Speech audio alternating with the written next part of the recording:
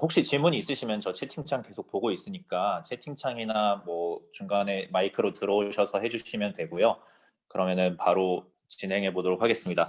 네, 안녕하세요. 저는 연세대학교 영상 및 비디오 패턴 인식 연구실이라는 대학원 연구실에서 연구를 하고 있는 이형민이라고 합니다. 오늘 제가 들고 온 주제는 이게 이제 논문 제목인데요. Neural Flow Fields for Space-Time View Synthesis of Dynamic Scenes라는 논문을 가지고 왔는데 어떻게 보면은 좀 그 AI 스터디인데 AI를 쓴 거긴 하지만 뭔가 정통 AI 어떻게 뭔가 사람이 아는 지식을 어떻게 학습할 것인가의 내용보다는 그래픽스 쪽에서 AI를 어떻게 활용하고 있는지, 활용한 케이스가 어떤 게 있는지를 소개해드리는 느낌으로 오늘 이제 발표를 드릴 것 같아요. 그래서 AI를 이용해서 뭐 그래픽스나 콘텐츠 산업에서 이용할 수 있는 기술이 어떻게 발전을 했을지 이런 거에 대해서 오늘 발표를 해드릴 예정이고, 저도 이번에 이제 새로 이 주제를 이제 하게 돼가지고 열심히 공부를 하는 중간에 이렇게 이제 정리를 해서 제가 아는 내용들을 정리를 해서 갖고 온 입장이라서 혹시나 제가 막 답변을 못 드릴 수 있는 내용이 있을 수 있는데 그런 질문들도 다 제가 기억해 놨다가 꼭 열심히 공부해서 슬랙에라도 답변 드릴 수 있도록 할 테니까 부담 없이 질문해 주시면 감사드리겠습니다. 일단 제가 오늘 들고 온 논문에서 할 태스크는 뭐냐면은 노벨 뷰 신세시스라는 거예요. 그래서 이게 뭔지 모르시는 분들도 있을 것 같아가지고 가지고 왔는데 이게 PDF여가지고 이렇게 보시면 될 것 같아요. 이런 거를 이제 많이 보셨을 텐데 영화 같은 데서 이제 이거를 블랙 타임 이펙트라고 하더라고요. 어떤 특정한 딱 씬을 주변에 뭐 몇 대의 카메라가 찍어가지고 이렇게 빙글빙글 돌게 이렇게 그 효과를 주는 거를 블랙 타임 이펙트라고 하는데 어지러우니까 넘어가서 설명을 할게요. 이 블랙 타임 이펙트가 뭐냐면은 블랙 타임 이펙트가 어떻게 보면은 이제 이 사람이랑 이 장면이 시간이 딱 멈춰 있는 상태에서 카메라가 돌아가면서 찍는 거는 불가능하기 때문에 주변에서 찍은 몇 장의 이미지만을 가지고 이렇게 빙글빙글 도는 어떤 장면을 만들어내야 되는 거라서 이걸 이제 뷰시 신세시스라고 합니다. 한마디로 이제 못 봤던 이 시점이 그 시간시 말고 볼 시자 해가지고 임의의 시점으로, 그러니까 엔드의 카메라를 통해서 일단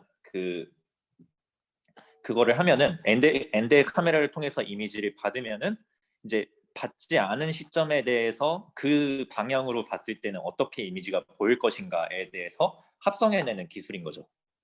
그래서 이거를 그럼 어떻게 해야 되냐를 생각을 하면은 일단 여기서부터 생각을 해야 됩니다. 그러니까 이 뷰신세시스 이거 블랙타임 이펙트를 잘 보더라도 얘네들의 공통점이 뭐냐면은 이 카메라로부터 이렇게 가까운 어떤 대상은 크게 움직이지 않고 카메라로부터 멀리 떨어져 있는 대상은 이렇게 많이 움직이게 돼요. 이거를 이제 우리는 파랄레스 이펙트라고 하는데 이게 뭐냐면은 이 거리에 따라서, 그러니까 어떤 카메라로부터 떨어진 거리에 따라서 이 오브젝트가 이동하는 정도가 달라진다는 거죠. 그러니까 어떻게 보면은 이 뷰 신세시스를 하기 위해서는 3D 스페이스에 대해서 필수적으로 이해를 해야 된다라는 거예요. 그래서 카메라로부터 대상이 얼마나 떨어져 있는지 이런 2D 이미지가 아니라 3D 공간에 대해서 이해를 한 다음에 넘어가야 된다는 거죠. 그래서 3D 모델에 대해서 이해를 하려고 보니까 뭘 알아야 되냐면은 이 카메라가 이 세상을 어떻게 담는지에 대한 내용에 대해서 이해할 필요가 있어요. 이거를 이제 피놀 카메라 모델이라고 하는데요. 피놀 카메라 모델이 뭐냐면은 어렸을 때 이게 학교 같은 데서 이렇게 과학 시간에 만들어 보시는 분들도 있을 거예요. 이렇게 이게 보통 지금 투명에 나와서 그런데 까만 박스에다가 구멍을 조그맣게 뚫어가지고 이렇게 상을 맺히게 만드는 거죠. 이렇게 카메라에 상을 맺히게 만드는 이런 기계 같은 걸 만들어 보신 분이 있을 텐데 이걸 피놀 카메라라고 합니다. 핀홀 카메라라고 하고, 이렇게 이 핀홀 카메라가 이 3D 공간에 있는 물체를 찍어서 한 장의 이미지로 만들어내는 이 구조를 이제 도식화시킨 거를, 모델화시킨 거를 핀홀 카메라 모델이라고 해요. 그래서 이 핀홀 카메라 모델을 가지고 3D 공간과 2D 이미지 사이의 관계를 우린 분석할 필요가 있습니다. 그래서 이제 이 핀홀 카메라 모델에는 이제 두 가지 이제가 필요해요. 그러니까 두 가지 이제 정보를 우린 알아야 되는데, 그러니까 한마디로 3D 물체를 2D 이미지로 바꿀 때 이 3D 물체와 어떤 정보를 추가로 알아야지 이 2D 이미지를 완벽하게 만들어낼 수 있냐라고 했을 때 이거를 생각을 하시면 되는 게, 이제 3D 공간은 이제 미터 단위의 어떤 길이를 기반으로 한 이제 尺도가 존재를 하는데 2D 이미지는 픽셀이라는 단위를 사용하잖아요. 그러면은 이 둘 사이를 자유롭게 왔다 갔다 하려면은 이 이미지에서 예를 들면 여기 빨간색으로 화살표 쳐져 있는 이 이제 벽의 높이, 얘의 실제 높이가 몇 미터일까를 알고자 하는 고민에서 출발을 해보시면 돼요. 그러니까 얘가 그럼 실제로 몇 미터냐라고 했을 때 제일 처음으로 알아야 되는 게 이 대상과 카메라가 얼마나 가까운지를 알아야 돼요. 왜 그러냐면은 이 카메라로부터 이렇게 먼 애는 픽셀상으로 거리가 얘랑 비슷하다고 해도 멀면 멀수록 같은 픽셀 거리라 해도 이 미터 단위 거리는 크겠죠. 더 멀리 있는 놈이니까. 실제로는 더 작게 보일 테니까. 실제로 큰 애가 작게 보인 거니까 멀수록 더 이제 미터가 커질 거고, 그러면 당연히 거리를 알아야 되는 거고요. 그리고 카메라의 정보를 알아야 돼요. 카메라의 정보는 뭐냐면은 얘가 이제 뎁스에 따라서, 그러니까 카메라로부터의 길이에 따라서 얘가 얘보다 더 큰 건 알겠는데, 그래서 얘가 실제로 한 10픽셀이다. 10픽셀이면은 얘가 실제로 몇 미터인데 이걸 알아야 될 거 아니에요.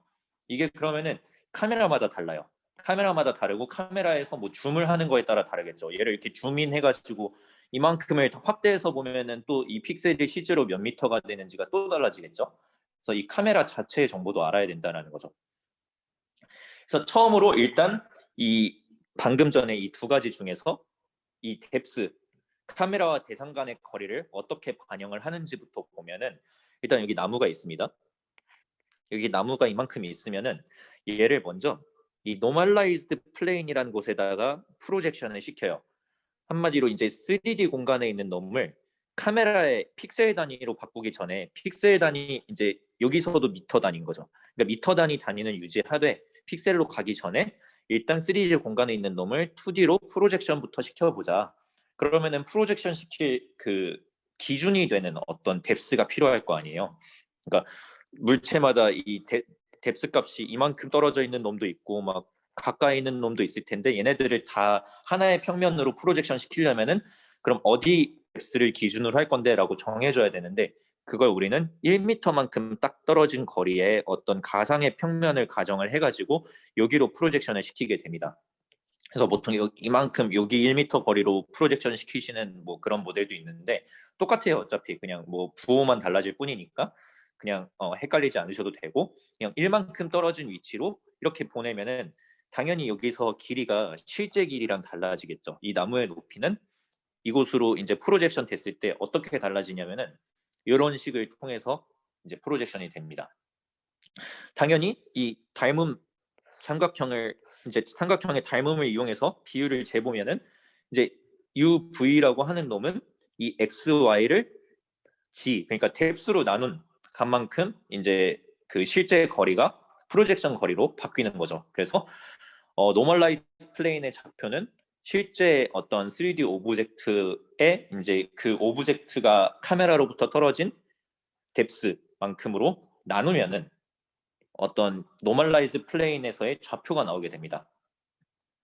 그럼 이제 좌표가 나왔어요. 노멀라이즈 플레인에서 6,V라는 놈은 이 실제 나무의 꼭대기에 해당하는 좌표가 됩니다. 그리고 이 6,V는 다시 이 카메라 플레인, 그러니까 카메라에 실제로 맺혀가지고 우리가 실제로 들고 다니는 이 이미지 공간 위로 떨어져야 되는데, 그때도 역시 어떤 행렬을 곱해지게 됩니다. 그래서 이런 식으로 이 UV에다가 어떤 K라는 파라미터로 이루어진 어떤 행렬을 매트릭스를 곱하게 되면은 이제 XY, 그러니까 얘네는 픽셀 단위인 거죠. 이제 몇 픽셀 단위를 갖는 X, Y로 바뀌게 되는데 이때 이제 곱해지는 K가 이런 모양이 됩니다. 그러니까 여기서는 미터 단위였고 여기서는 픽셀 단위인데 그러면은 단순해요. 이게 K가 어려운 게 아니라 이제 두 가지만 알면 돼요. 첫 번째는 몇 미터가 몇 픽셀인데 이것만 알면 되죠. 사실 몇 미터가 몇 픽셀인데 이것만 알면 되잖아요. 그래서 X방향, Y방향으로 몇 미터가 몇 픽셀인데에 대한 값이 있을 텐데 이걸 이제 포컬 랭스라고 보통 합니다. 이 카메라마다 가지고 있는 값이에요. 그리고 이것만 하면 되는 게 아니라 보통은 이제 이 코디네이트에서는, 그러니까 노멀라이즈 플레인이랑 3D 공간에서는 이 카메라가 위치한 이 수직선을 우리는 x, y는 0, 0으로 정의를 하는데 보통 우리는 이미지에서는 이 왼쪽 위 끝을 0, 0으로 우린 정의를 하잖아요. 그래서 쉬프트를 시켜주는 거예요. 센터 좌표만큼 더해주는 거죠. 그래서 U랑 V를 알고 있을 때 X랑 Y를 구하려면 그냥 F 곱해주고 C 더해주면 돼요. 이거를 그냥 매트릭스로 나타낸 게 이겁니다. 얘가 K예요. 그래서 카메라가 주어지면 항상 이 K라는 인트린식 파라미터가 같이 따라오게 됩니다. 카메라마다 가지고 있는 고유의 값이고 그 카메라가 뭐 줌인 줌아웃을 하면은 뭐 이 포컬 랭스 같은 애들이 바뀌겠죠. 바뀌어가지고 이제 이 카메라가 가지고 있는 인트린식 파라미터가 됩니다. 그래서 이 피놀 카메라 모델에 대해서 살펴봤고요. 그래서 이 내용을 뭐 뒤에 가서까지 기억하실 필요는 없는 게 뒤에서도 계속 기억해야 되는 내용은 제가 강조를 할게요. 근데 이거는 그냥 이 2D 공간을 3D 공간을 이렇게 어떤 2D 플레인에다가 프로젝션 시켜가지고 우린 다루는구나 정도만 알고 계시면 돼요. 그래서 3D 공간과 우리가 원래 다루고 있는 2D 이미지 관계에는 이런 관계가 있구나 정도만 알고 넘어가시면 될 것 같고 그래서 그냥 넘어가기는 좀 심심해가지고 이 익스트린직 파라미터라는 것도 갖고 왔는데 이건 또 뭐냐면은 이 카메라가 움직일 수도 있잖아요. 이렇게 카메라가 움직이면은 이거는 이제 그 2D 플레인은 잊어버리고 완전 3D 좌표일 때 3D 좌표만 딱 있을 때 2D로 프로젝션 시키기 전이에요. 이때 이 카메라 기준으로 보통 카메라 위치를 카메라가 이 방향으로 이렇게 보고 있으면은 좌표가 어떻게 형성되냐면은 이렇게가 Z축 그리고 이 Z축을 기준으로 수직하게 이렇게 해가지고 X, Y축 이런 식으로 형성이 되거든요. 그러니까 카메라 위치가 바뀌면 좌표가 바뀌겠죠. 이게 그래서 변환이 이루어집니다. 그래서 이 카메라가 어떤 방향으로 어떻게 움직였냐에 대한 내용도 이렇게 매트릭스로 나타내게 돼요. 그래서 이걸 익스트린지 파라미터 또는 이렇게 이만큼이 회전 변환에 대한 내용이고 이만큼이 그 평행 이동에 대한 내용이어가지고 이렇게 여기를 R, 여기를 T 해가지고 뭐 RT가 몇이냐 이런 식으로도 물어보는데 이렇게 R과 T를 컨캣한 버전으로 해가지고 이 카메라가 이동한 정보, 그러니까 카메라가 여기서 여기 기준으로 이 카메라의 어떤 포즈, 이 카메라가 보고 있는 방향은 어떻게 정의가 될 수 있는지에 대한 내용을 다 이렇게 RT라는 매트릭스를 가지고 나타내게 됩니다. 그래서 이런 3D 공간에는 약간 그 2D 공간보다 축이 하나 더 있는 상황이기 때문에 이런 좀 복잡한 변환 관계들이 이렇게 왔다 갔다 하게 됩니다.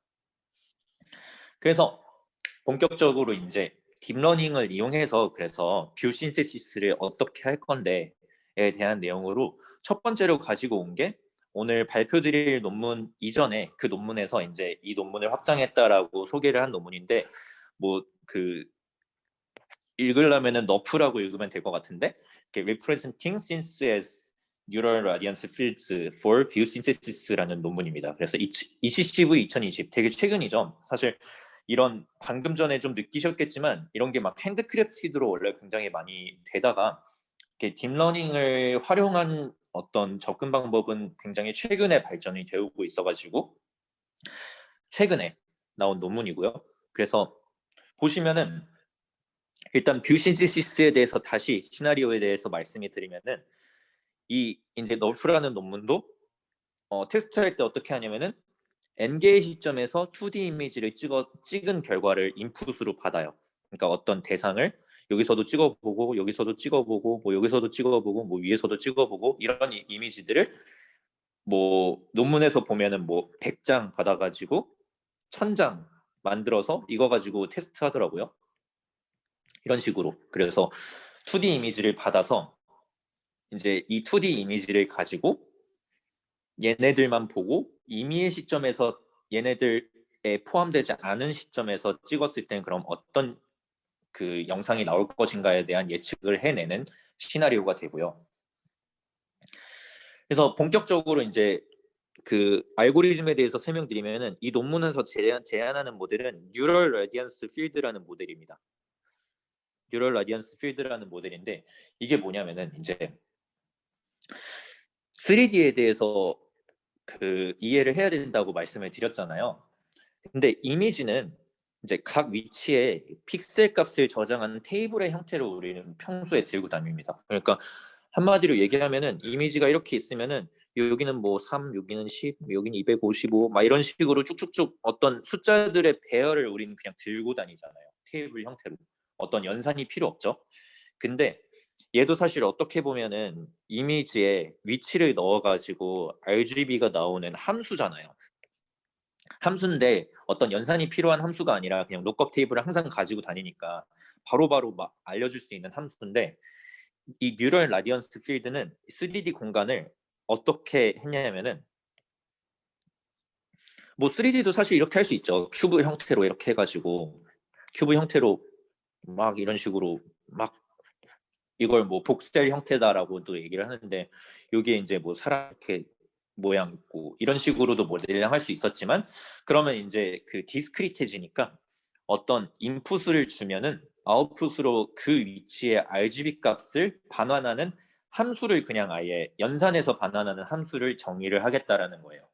그래서 인풋은 이제 X, Y, Z가 될 거고 아웃풋은 RGB가 되는 어떤 위치, 예를 들면 여기 뭐 0.5, 0.6, 0.7 위치에 어떤 픽셀 값을 가져와라라고 하면은 이거를 인풋으로 받아가지고 뭐몇 몇입니다라고 RGB를 알려주는 어떤 함수를 정의하겠다라는 거죠.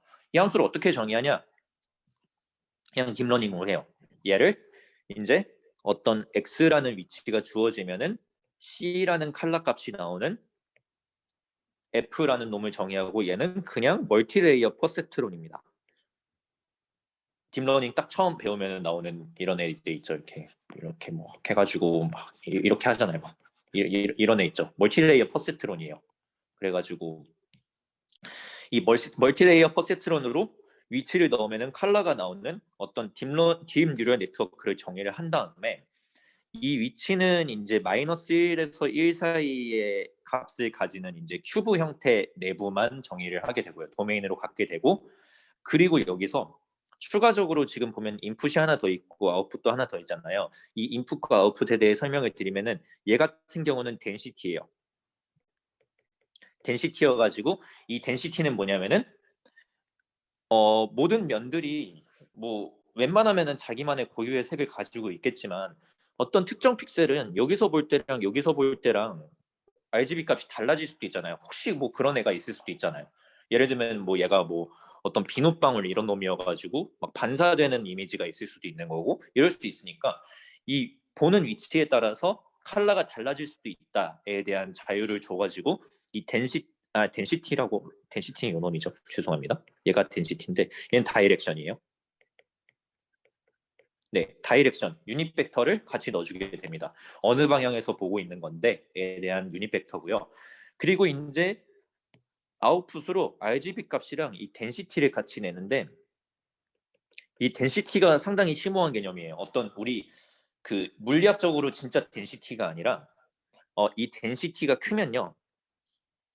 어떤 우리가 흔히 말하는 어떤 물체가 되고요. 그러니까 어떤 3D 공간이 있으면은 이 공간의 대부분은 비어 있을 거 아니에요. 비어 있고 여기 이만큼 여기에 어떤 물체가 있을 텐데 그럼 이 물체 내부에 해당하는 또는 물체 표면에 해당하는 XYZ 값을 넣으면은 이 시그마가 크게 나올 거고 그리고 이런 비어 있는 공간에 대해서 어떤 그 주면은 XYZ를 주면은 이 시그마가 작게 나오겠죠.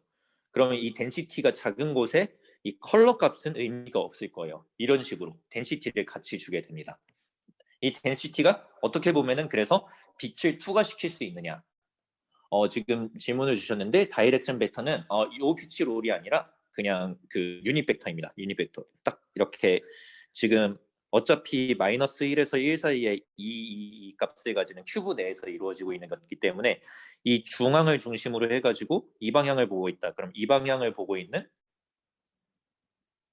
그 벡터가 있겠죠. 유닛 벡터 길이 1짜리. 이 벡터가 D로 들어가게 됩니다. 그래서 얘도 이제 뭐 각도 값이 아니라 어떤 x, y, z 값을 가지고 있는 벡터가 들어가게 됩니다. 그래서 이 덴시티가 아까 전에 설명을 했던 게 이제 투명도와 반대되는 개념이다라는 거고요. 그래서 그 다음에 알아야 되는 게 이제 그러면 이제 모델링이 됐다고 치죠. 이 내부 모델링 아직 안 했어요. 뒤에 이제 학습을 해가지고 모델링을 시킬 텐데 이런 F가 있다고 칩시다. F 세타라는 놈이 있어가지고 마이너스 1에서 1 사이에 x, y, z 값을 넣으면은 이제 무조건 그 지점에 해당하는 컬러랑 시그마 값을 다 낼 수 있는 상태가 됐어요. 그 상태에서 이제 우리가 알아야 되는 게 이 레이라는 개념인데 레이는 어떤 빛이 지나가는 경로예요. 그러니까 우리는 이 카메라 입장에서 이 초점이 결국 카메라인데 이 카메라로부터 시작을 해가지고 이 어떤 이 픽셀 값, 특정한 위치에 있는 픽셀 값을 논문에서는 포즈랑 뷰잉 다이렉션이라고 하더라고요. 네, 맞습니다. 네, 그래서 이 픽셀 값을 얻기 위해서 이 지점의 어떤 이제 이 지점으로부터 발생된 빛이 결국 여기에 닿았기 때문에 이 픽셀 값이 이렇게 결정이 됐을 거 아니에요. 그럼 이 픽셀 위치로부터 이 픽셀에 담긴 이 실제 위치 사이를 쭉 이은 직선이 있을 거예요. 이만큼 쭉 이렇게 이은 직선이 있을 텐데 이거를 웨이라고 합니다. 그래서 이 논문에서 하는 모델링은 뭐냐면은 이 픽셀 값을 결정하는 거는 뭐냐면은 이 레이를 따라서 잠시만요. 네, 이 레이를 따라서 쭉 검색을 했을 때 나오는 이 레이 위에 있는 점들 있죠. 이 점들에 대해서 다 보면은 컬러랑 시그마 값이 다 있을 거 아니에요. 컬러랑 시그마 값이 다 있을 텐데 얘네들 이 컬러들을 다 웨이티드 썸을 해버리는 거예요. 그러면은 이 픽셀 값이 결정될 것이다라고 얘기하는 거죠. 그러니까 이 빛이 쭉 통과하면서 만난 모든 컬러 값들을 막 이 친구들이 다 반영이 돼가지고 결국 이 픽셀 값 하나를 결정한다라는 내용인 거죠. 그래서 지금 여기서 제가 설명을 했는데 픽셀 값은 한 레이 위에 존재하는 포인트들의 RGB 값들의 웨이티드 썸이다 라고 생각하시면 됩니다. 그래서 실제로 이런 어떤 뭐 장난감인 것 같은데 이 장난감이 있으면은 이 장난감을 찍은 이 이미지에 대해서 이 픽셀 값을 결정하는 거는 이 픽셀로부터 이제 이 카메라가 있을 거고 카메라와 이 픽셀을 이은 이 직선이 쭉 진행이 되면은 이 레이 위에 있는 점들의 컬러 값의 웨이티드 썸을 통해서 이 픽셀 값이 결정된다라고 생각하시면 되고 그 내용이 이제 이거예요. 자, 웨이티드 썸이라고 했는데 그 웨이트가 뭔지 한번 봅시다. 웨이트를 가만히 생각해 보면 두 가지가 있을 수 있어요.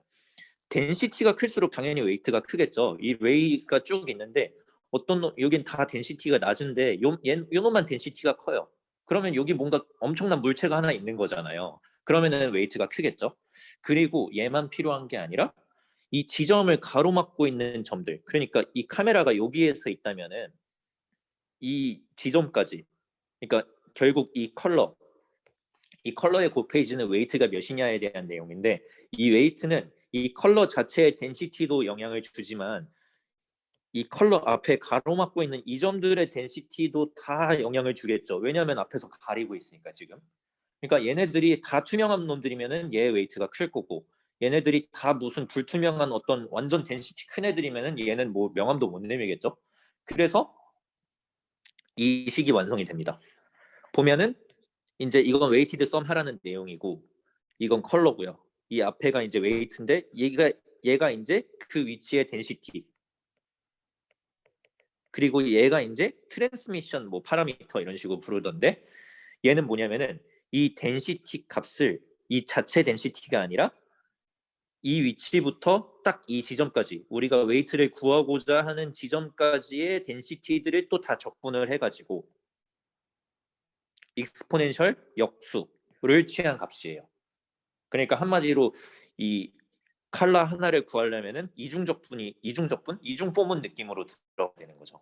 그래서 적분을 통해서 이 앞에 가로막고 있는 놈들의 투명도를 계산을 해가지고 여기다가 곱하고, 그리고 이 지점 자체의 덴시티도 곱해가지고 이 최종 그러면 얘 웨이트가 나오죠. 그럼 이 웨이티드 썸 애들을 다 더해야 될 거 아니에요. 웨이트를 곱한 애들을, 그런 애들을 다 웨이티드 썸을 한 게 최종적으로 이 칼라 값이 나오고, 그 다음에 그러면은 픽셀 값이 나왔잖아요. 벌써 픽셀 값 이렇게 하나 나왔죠. 죄송합니다. 네, 픽셀 값이 이렇게 나올 텐데 이 레이로부터 이렇게 연산을 해서 픽셀 값 나왔잖아요.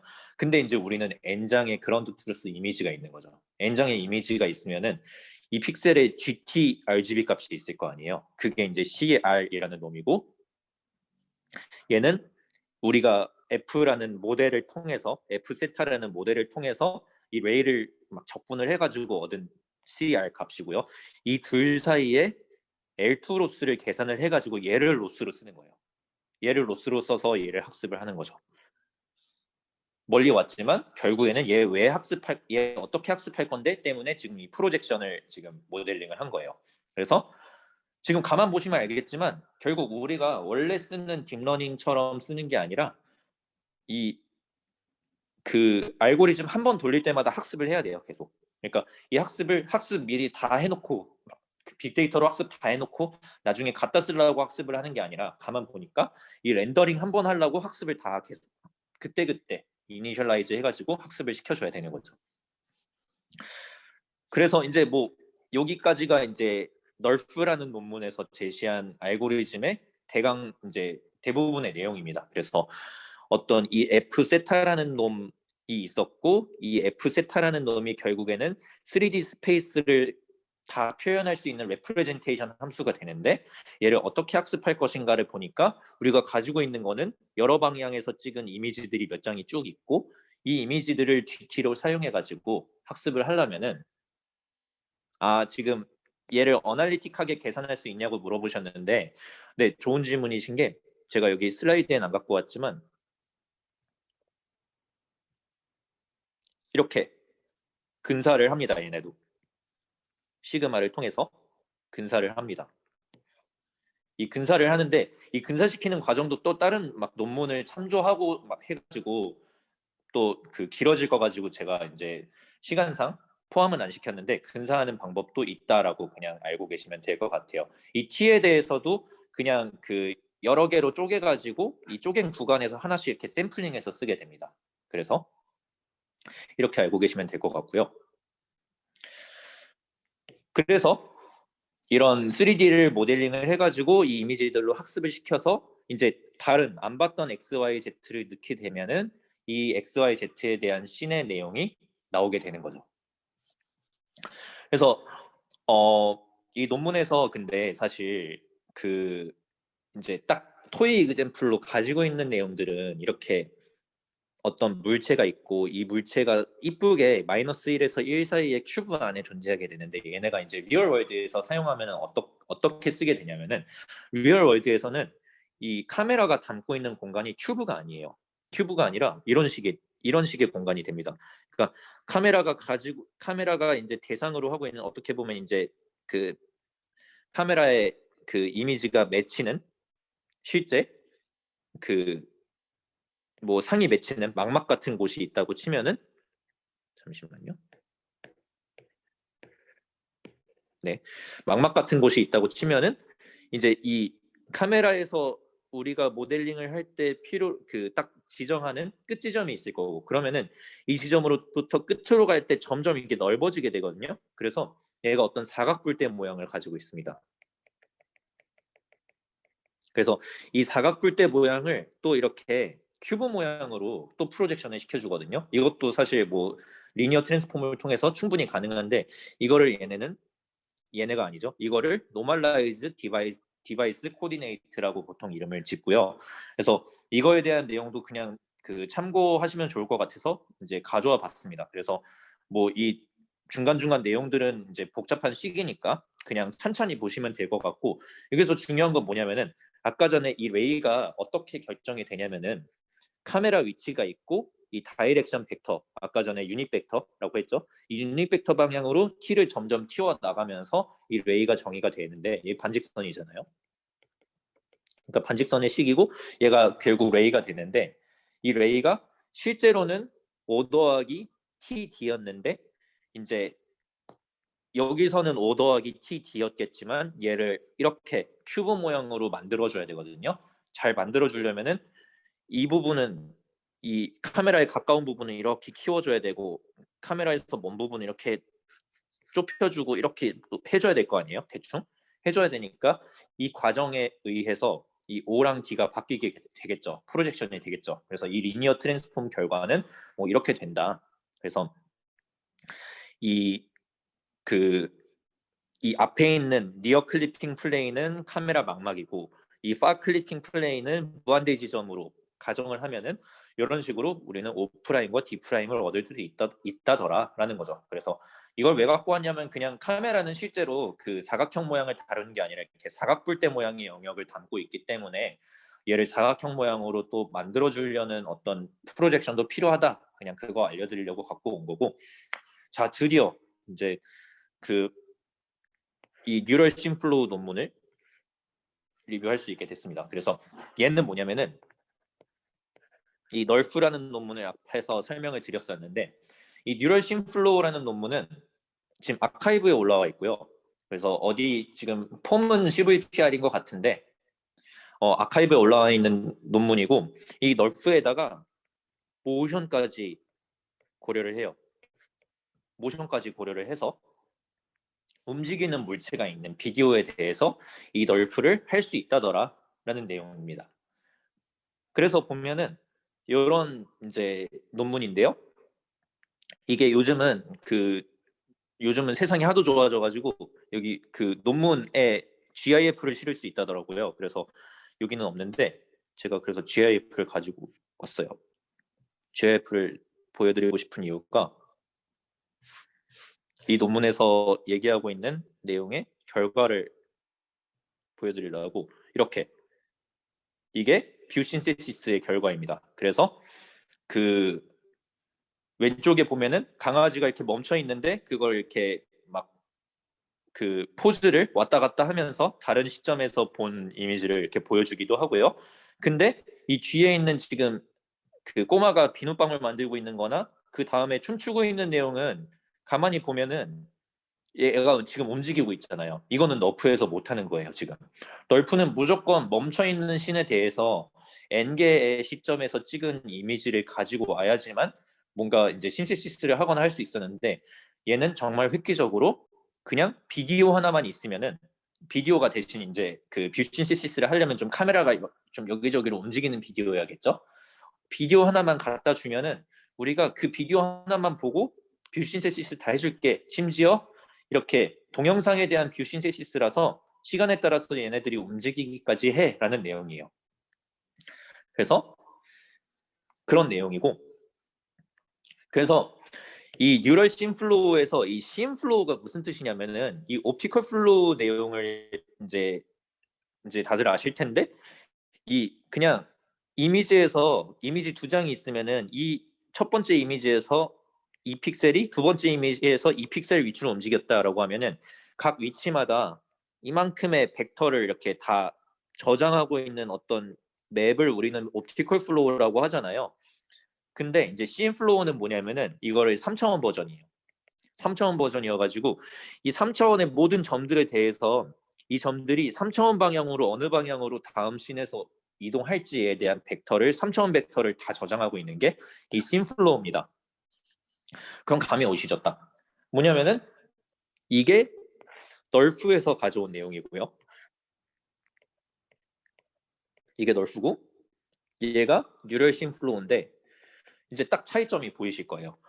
널프에서는 이 칼라랑 덴시티만 예측을 했다면은 씬플로우에서는 일단 프레임이 여러 개이기 때문에 프레임마다 다른 칼라랑 덴시티를 각각 구하게 되고 이 플로우, 씬플로우를 같이 예측을 하게 됩니다. 이 W는 뒤에서 설명을 드릴게요. 이 플로우는 뭐냐면은 두 가지예요. i에서 i-1로 가는 플로우, 그리고 i에서 i 플러스 1로 가는 플로우. 그러니까 이전 프레임으로 가는 플로우가 있을 거고 다음 프레임으로 가는 플로우가 있겠죠. 이 두 가지를 콘케트해서 이렇게 가지고 있습니다. 얘는. 그래서 이 내용을 이제 그 플로우라고 해가지고 아웃풋이 하나 더 늘어난 거고요. 그 인풋으로는 당연히 그러면은 타임에 해당하는 내용이죠. 그러니까 프레임이 몇 번째 프레임이 들어가는지에 대한 프레임 인덱스가 들어가게 됩니다. 그래서 이런 식으로 양쪽 방향의 플로우를 추가적으로 구한다라는 맵이에요. 그러니까 널프에서 얘기하고 있는 내용이랑 네. 잠시만요. 네.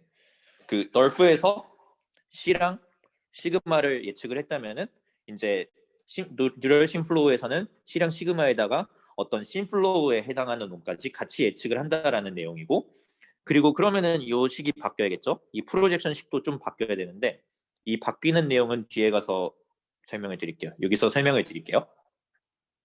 자, 널프에서는 분명히 이 부분이 그냥 스태틱 씬이니까 그 얘가 어떻게 보면 널프에 해당하는 거죠. 그냥 스태틱 씬이니까 이 지점으로부터 이 대상까지 쭉 레이를 만들어 가지고 이 위에 있는 애들만 보면 됐었는데 이제 뉴럴 씬 플로우에서는 어떻게 하냐면은 우리는 이 플로우라는 놈을 더 갖고 있잖아요. 하나를 더 정보를 가지고 있잖아요. 그러면은 이 i번째 프레임이랑 j번째 프레임, 뭐 얘는 뭐 i 플러스 1번째 프레임이 될 수도 있고 i 마이너스 1이 될 수도 있겠죠. 이 j번째 프레임으로부터 그러면은 fi에서 j로 가는 플로우를 우리는 이 i번째에 대해서 항상 가지고 있을 거고 그러면은 얘를 따라 얘를 따라가면은 특정 위치가 나올 거예요.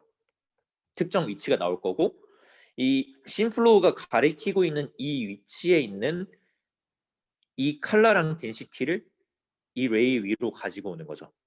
이 레이 위에 레이마다 다 또 이제 플로우가 있을 건데 이 레이 위로 이 플로우가 가리키고 있는 위치에 있는 C들을 다 가지고 오는 거예요. 그러면은 이게 그 2D에서는 이걸 와핑이라고 하거든요. 그러니까 마치 와핑을 한 효과가 나요. 그러니까 한마디로 이 타임 i에서 타임 j로 얘네들이 막 이동을 했을 거 아니에요. 얘네들이 뭐 카메라가 움직여서든 얘네들이 직접 움직여서든 뭐든 간에 뭐 픽셀들이 막 움직였을 텐데 그 움직임을 언두하는 방향으로 다시 갖고 오는 거죠. 그래서 소스는 J번째 프레임임에도 불구하고 I번째 프레임과 이론적으로는 같은 모습을 하는 프레임이 하나 만들어질 거예요. 그런 식으로 레이를 만든 다음에 이 레이를 적분을 하게 됩니다. 그러니까 뭐 요약을 하자면은 심플로우가 있고 심플로우만큼 그러니까 어떤 위치에 레이 위에 있는 어떤 위치에 대해서 적분을 하는 게 아니라 이 레이의 위치 플러스 그 위치에 해당하는 심플로우만큼 간 위치에 대해서 적분을 하는 거죠. 어떻게 보면은 곡선에 대해 이렇게 적분을 한다고 볼 수도 있겠네요. 한마디로 이 선에 대해서 적분을 하는 게 아니라 뭐 이런 선에 대해서 적분을 하는 거죠. 그래서 적분을 하게 되는 거고요. 그렇게 해서 얻어진 이제 픽셀 값이 또 있을 거고 똑같이 그라운드 트루스 픽셀 값은 뭐겠어요? 이 그냥 이 프레임에 해당하는 그라운드 트루스 픽셀이 있겠죠. 이 사이에 L 트루스를 구하면은 이제 이 다이나믹 씬에 대한 어떤 그 모델을 구할 수 있다더라라는 거죠. 그래서 이렇게 I랑 J랑 다른 경우도 있겠지만 당연히 I랑 J랑 같아가지고 움직임이 발생하지 않는 경우도 있겠죠. 이런 경우에는 이제 스태틱 씬이 되는 거죠. 이런 경우에는 이제 스태틱 씬이 되는 거고, I랑 J랑 달라지면은 다이나믹 씬. 그러니까 얘는 이제 널프에서 한 거랑 똑같은 일을 하게 되는 거고, I랑 J랑 달라지면은 이 그 널프에서 한 게 아니라 이 움직임까지 반영을 해가지고 이 논문에서 제안하는 방식이 됩니다. 그래서 이 I번째, 그러니까 여기서 XD에서 이 I가 딱 정해졌을 때 이 I가 만약에 뭐 3이다. 그러면은 이 3에 대해서는 앞뒤로 몇 개의 프레임만 딱 보는 거예요. I번째 뭐 I-2, I-1 이렇게 네이버후드 프레임들만, 그럼 한 5개 보고 이 I가 3인 경우에 대한 X, D를 지금 예측을 하고 있는 거예요. 그러니까 굉장히, 왜냐하면은 그 널프에서는 아까 전에 제가 말씀드렸듯이 한 100장 본다 그랬잖아요. 근데 앞뒤로 한 2개씩 막 더 보고 이러니까 상대적으로 좀 어떤 로버스티니스가 떨어질 수가 있겠죠. 그래서 이제 뒤에 가면은 이 로버스티니스를 좀 보완을 시키기 위해서 몇 가지 프라이어를 제안하는데, 그걸 설명드리기 전에 아까 전에 이 웨이트 W가 여기 하나 더 있었잖아요. 이 W가 뭔지 설명을 드리겠다고 했는데, 이 W는 그냥 간단하게 오클루전에 대한 내용입니다. W는 뭐냐면은 이 I랑 J 프레임이 이제 이 J 프레임을 그 심플로를 따라서 I 번째로 와핑을 하긴 했지만 얘가 I 번째랑 정확히 같을 수는 없어요. 왜 그러냐면은 이 I 번째에는 있는데 J 번째에는 없는 픽셀들이 있고요. 그리고 I 번째에는 없는데 J 번째에는 있는 픽셀들이 있어요. 뭐 가려졌거나 아니면은 가장 뭐 대표적인 경우는 사실 씬 밖으로 나가버리는 거죠. 씬이 이렇게 있으면은 씬 밖으로 쏙 하고 나가버리는 경우나, 이런 애들은 I랑 J 둘 다 있지 않은 픽셀들이 존재를 하겠죠. 그러면은 그 픽셀들이 만약에 여기 막 섞여 있을 경우에는 이제 이 와핑된 결과에 섞여 있을 경우에는 그 픽셀 값은 신뢰할 수가 없습니다. 신뢰할 수가 없겠죠. 그래서 그 픽셀 값은 이 웨이트를 계산을 할 때 아까 전에 보여드린 웨이트인데, 그 이제 오클루전에 해당하는 픽셀 값은 그 제외를 해라라는 거죠. 그래서 살짝 여기서 이 오클루전에 대한 어떤 지오메트릭한 프라이어를 넣어가지고 구해줬으면 더 좋겠다라는 생각은 드는데, 살짝 아쉬운 점은 그냥 이렇게 그 너희들 편하게 그냥 반영하기 싫은 픽셀은 반영하지 마라는 느낌으로, 얘가 0과 1 사이의 값이거든요. 그런 느낌으로 앞에다가 이렇게 그냥 웨이트를 곱해버리고 무슨 짓을 하냐면은, 대신 웬만하면은 이 웨이트는 웬만하면 다 1이 되도록 해라고 뒤에다가 로스를 더 추가를 합니다. 그래서 얘 입장에서는 이제 무슨 짓을 하더라도 얘랑 같을 수 없는 경우가 있다는, 그런 경우가 이제 오클루전에 해당을 하겠죠. 그런 곳의 지점에 대해서는 이 웨이트가 자연스럽게 0이 돼서 반영을 안 할 거고, 그리고 웬만한 얘네 둘이 같을 수 있는 가능성이 있는 애들에 대해서는 이 웨이트가 1이 돼가지고 어떤 오클루전 맵을 만들 것이다라는 게 얘네의 의도인 것 같아요. 그래서 보면은 뭐 잘 만들어진다라고 하는데 그렇게 막 잘 만들어지는지 모르겠어요. 그래서 아무튼 간에 이런 웨이트를 추가적으로 같이 예측을 한다라는 내용이고요. 자, 그러면 아까 전에 이제 프라이어에 대한 내용인데, 방금 전에 설명드렸듯이 어떤 특정 시점의 씬에 대해서 널프 같은 경우는 100장까지 기용을 했는데 얘는 인접한 프레임들만 기용을 할 수 있어요. 왜냐하면 씬 플로우를 같이 예측을 해야 되니까. 그러다 보니까 한 5장 정도만 보고 특정 시점의 씬을 만들어야 된다라는 어떤 불리함이 있었는데, 이 불리함을 해결하기 위해서 여러 가지 기법들이 있습니다. 첫 번째로 이제 씬 플로우에 대한 프라이어를 같이 주는데요. 이제 플로우를 같이 예측을 해야 되는데, 이 씬 플로우가 자체적으로 가지고 있는 어떤 특징을 프라이어로 주는 거죠. 그래서 이 스무스니스 텀이라고 해가지고 근처에 있는 씬플로우라는 건 어떻게 보면은 같은 물체 안에 들어있는 씬플로우라는 거잖아요. 그러니까 그럴 확률이 클 테니까 어떤 레이가 있으면은 이 레이 위에 있는 점들에 대한 이 플로우가 다 있을 텐데, 이 플로우가 막 다 제각각이지는 않겠죠. 무슨 뭐 뭐 브라운 운동을 하는 것도 아니고 얘네가 하나의 물체일 텐데 당연히 근처에 있는 애들끼리는 비슷한 방향으로 운동을 할 테니까 근처에 있는 플로우끼리는 운동 방향이나 크게 비슷해야 된다라고 해가지고 네. 그래서 이 레이에 따라서 심플로우를 미분을 한 다음에 그 결과를 레귤러라이제이션 텀으로 하나를 추가를 하고요. 미분이라는 게 뭐 그냥 어나리틱하게 이건 또 계산을 할 수 있는 게 미분이라고 해봤자 그냥 어차피 얘네도 실제로 계산할 때는 샘플링을 했었으니까 그냥 여기 플로우 1, 플로우 2 있으면 그냥 뭐 플로우 1 빼기 플로우 2 이런 식이 되는 거죠. 그래서 이런 차분에 대한 결과를 그 레귤러라이제이션 텀으로 주게 되고요. 이 사이클 컨시스턴시 텀은 뭐냐면은 이 프레임 i가 있을 거고 프레임 i 플러스 1이 있을 건데 이 i 시점에서 i 플러스 1 시점으로 만약에 이만큼의 플로우가 같다고 쳐봐요. 이 어떤 픽셀에 대해서 p 플러스 뭐 6 이만큼 간다라는 어떤 심플로우가 있으면은 이 p 플러스 이 i 플러스 1번째 프레임 입장에서는 p 플러스 6번째 위치에서 이 뒷방향의 플로우를 구해보면은 얘랑 같아야겠죠. 사실 상식적으로 보면은 얘랑 반대 방향이어야겠죠. 이렇게 다시 되돌아와야겠죠. 그러니까 다시 되돌아와서 이 P를 향하고 있어야 될 거예요. 이게 이제 어떻게 보면은 포워드랑 백워드가 대칭이어야 되니까 발생하는 프라이어인데 이거를 얘네가 그대로 프라이어를 만들어 가지고 해주는 겁니다. 그래서 이 어떤 플로우가 있으면은 심플로우가 있으면은 X 위치에서 심플로우를 구한 놈이랑 이 X에서 심플로우만큼 이동한 위치에서 그럼 I에서 J는 결국 XI 플러스 뭐 이런 놈이겠죠. 이런 놈이 여기 들어가서 이 위치에서 플로우를 구해보면은 얘네들을 더하면은 당연히 이 값은 0이 되는 게 맞아요. 0이 되는 게 맞는데 아까 말씀드렸듯이 오클루전 같은 이유에 의해 가지고 양쪽 다 존재하지 않고 이렇게 프레임 한쪽에만 존재하는 경우에 대해서는 이 대칭성이 성립을 안 할 거 아니에요. 그래서 여기에도 이 앞에서 구한 오클루전 웨이트가 곱해집니다. 그리고 이제 데이터 드리븐 프라이어인데 이건 좀 허무하실 수 있어요. 이건 뭐냐면은 슈퍼시전을 그냥 줍니다.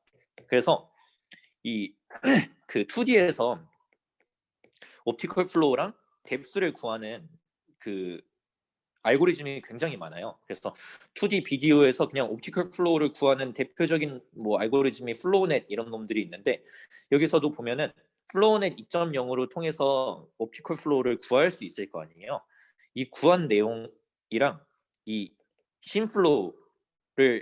심플로우도 어떻게 보면은 아까 전에 막 말씀드린 뭐 인트린직 파라미터랑 뭐 이런 거 저런 거 적분 이런 거를 통해 가지고 프로젝션을 시킬 수 있겠죠. 2D로 프로젝션을 시킬 수 있을 텐데 이 2D로 프로젝션 시킨 결과가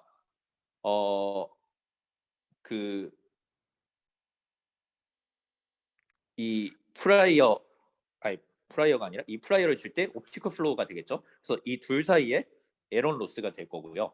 그리고 이 뎁스 같은 경우도 이미지를 하나를 주면은 모노로 해가지고 그냥 뎁스를 바로 뽑아낼 수 있는 알고리즘이 있어요. 그래서 이 뽑아낸 결과랑 그리고 똑같이 이 뎁스 값도 이 위치로 뎁스 값도 이렇게 레이에 따라서 적분을 하게 되면은 뎁스에 대한 값도 얻을 수 있기 때문에 이 둘 사이에 어떤 그 로스를 구하게 되면은 이 뎁스에 대한 슈퍼비전도 줄 수 있죠. 그래서 이런 슈퍼비전도 같이 주고 있고요. 그리고 마지막으로 이제 스태틱 씬 리프레젠테이션이라고 해가지고 이제 아까 전에 앞뒤로 한 뭐 3개 정도 뭐 앞뒤로 2개 정도까지만 본다고 해도 그러면은 총 5개의 어떤 그 씬밖에 못 보기 때문에 이 씬이 부족하다고 말씀을 드렸잖아요. 그래서 얘네가 무빙 오브젝트 말고 그러니까 이 얘는 있고요 따로 다이나믹 X, D 아까 전에 I 이렇게 넣는 놈은 원래 있었고 그리고 얘 말고 별개로 이 스태틱 대한 모델링을 하나를 더하게 됩니다. 그래서 얘 같은 경우는 무빙 오브젝트에 대해서 0을 주게 되는, 그러니까 무빙하고 있으면 0이고 무빙 안 하고 있으면은 1인 어떤 그 웨이트를 하나 더 아웃풋으로 내는 어떤 스타틱 씬에 대한 그 레프레젠테이션을 하나 뉴럴넷을 더 만들어 가지고 이 짓을 또 하게 됩니다. 이거는 이제 모든 씬에 대해서 다 할 수 있는 거예요. 대신 뭐 씬플로우나 이런 거를 쓰지 않기 때문에 이 i번째 프레임에 대해서 분명히 이 i번째에 대해서는 얘로부터 C랑 시그마 얻을 수 있을 거고요. 그리고 그냥 스태틱으로부터 어떤 고정된 C랑 시그마를 얻을 수 있을 텐데 여기다가 움직이고 있으면 이게 반대네요. 움직이고 있으면은 1, 멈춰 있으면 0 사이의 값을 갖는 어떤 스코어를 곱해줘 가지고 이 둘을 더해서 최종적인 어떤 시그마 곱하기 C를 얻어내서 얘를 웨이에 대해서 적분을 하게 되는 거죠. 그래서 이런 결과를 이제 이런 또 아까부터 봤던 L2 로스를 적용을 하게 되면은 이제 로스가 하나 더 나오게 됩니다. 그래서 여기까지 되게 로스를 많이 해봤는데 총 세보면은 몇 개죠? 5개의 로스를 총 쓰게 돼요. 그래서 데이터에서 가지고 온 거랑 뭐 아까 사이클 컨시스턴시도 있었고 뭐 이런 레귤러라이제이션 텀도 있었고 그냥 포토메트릭으로 원래 쓰던 진짜 로스 그리고 이 컴바인드 방금 전에 이 스태틱이랑 같이 컴바인해서 얻은 로스까지 해가지고 얻게 됩니다. 그래서 이 결과를 그냥 얘네가 이렇게 알려준 내용이고요.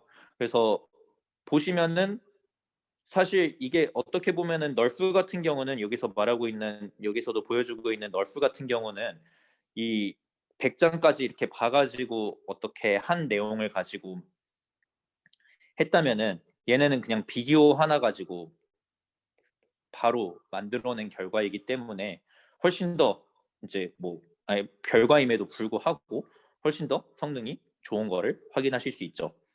사실 어떻게 보면은 이 널프를 여기다가 비교를 한 것 자체가 말이 안 되는 게 널프에도 아마 얘가 비교를 하기 위해서 이 비디오 씬들을 그냥 100장 중에 한 장이라고 생각하고 그냥 다 때려 박았겠죠. 그럼 당연히 무빙 오브젝트 이렇게 움직이는 애들에 대해서는 당연히 얘가 잘 못할 거고 얘네는 움직임을 고려를 했기 때문에 잘한다고 볼 수 있을 것 같아요. 지금 생각해 보니까.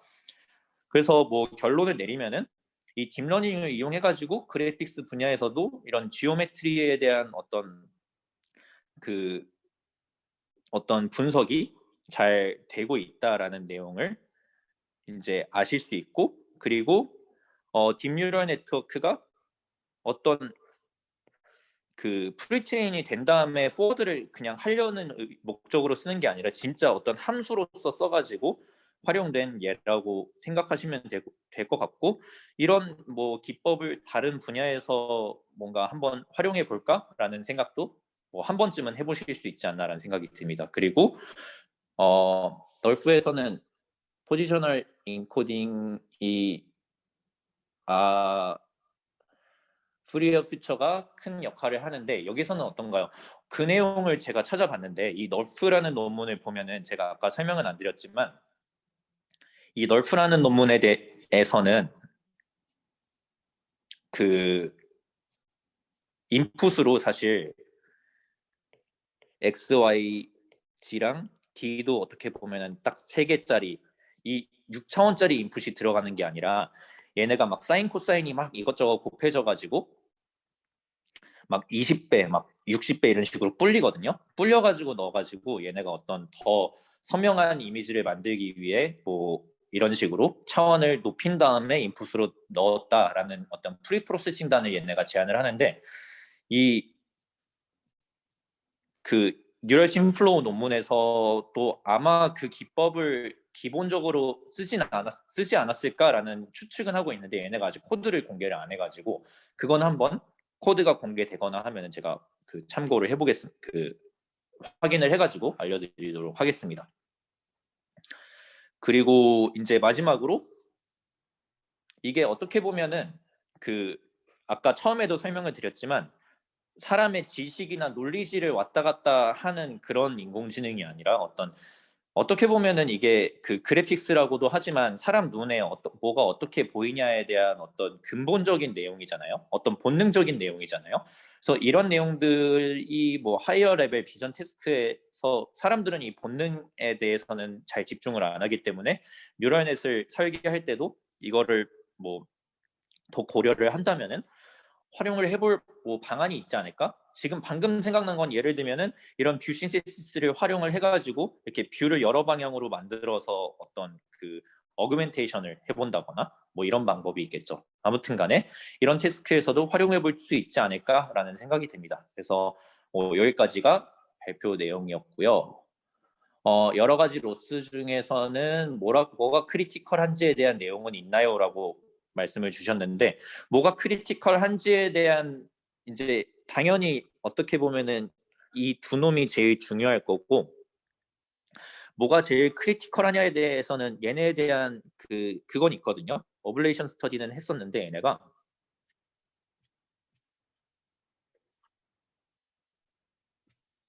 잠시만요. 네, 어블레이션 스터디를 한 건데 뭐 이 표를 보고 그냥 저희가 따로 참고를 그냥 해야 될 것 같아요. 그래서 어떤 놈이 뭐 제일 얼마나 뭐 크리티컬하다라는 내용을 얘네가 딱 짚진 않았지만 이 GO가 그거거든요. GO가 제가 알기로는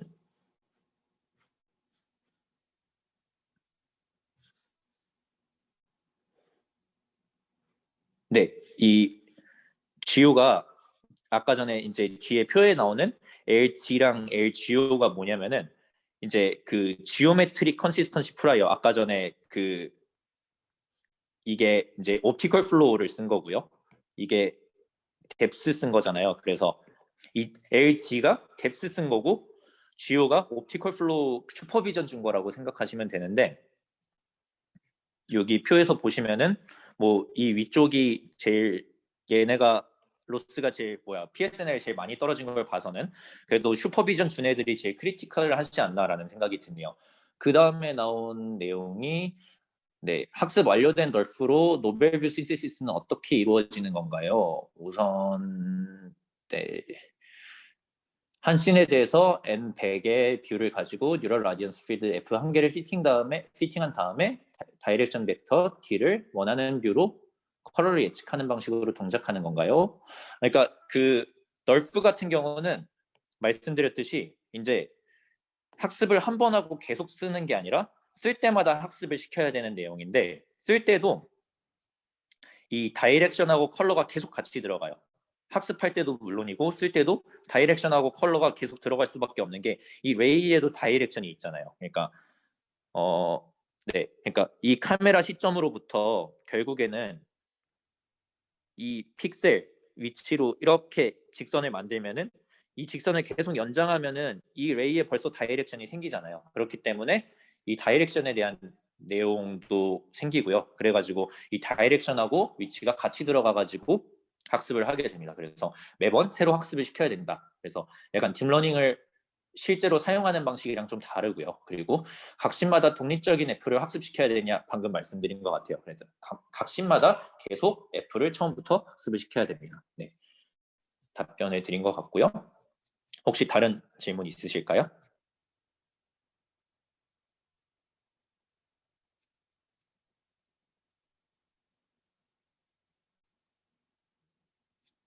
네, 없으신 것 같으니까 그래도 제가